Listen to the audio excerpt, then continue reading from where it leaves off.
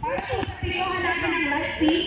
Sabay-sabay po ito ha, na nangyayari ang sita, ang tundubin sa Pampreso, and Dama de Goma. Okay? Si Dama de Goma po ay kulay green at black. Ang Pampreso ay kulay orange. Ang tundubin ay kulay violet. Ang piko ay light pink. At ang sita po ay kulay red.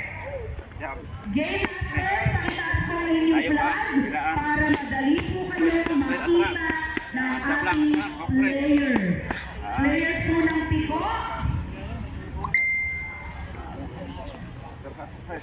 Dito po yung players ng piko. So we are expecting 5 players. 5 players for piko.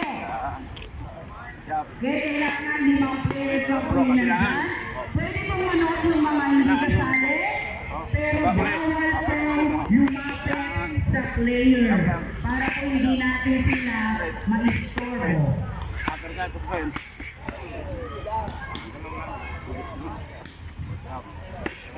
Game master, pakikaway po yung flag.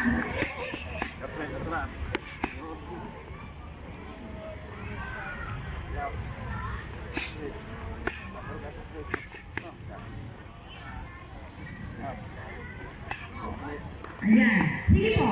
Ang kulay po ng sipa ay kulay red. Ito po sa elevated garden. Ang piko ay light pink. Nakataas po ang inyong bandera. Itaas ang bandera bakit ang daming nasa piko. Lima lang po ang players ng piko ha. Lima lang. Okay? Para lang po sa resolution pa natin ang flag na violet. Asa lang po sa ulit. Ayan.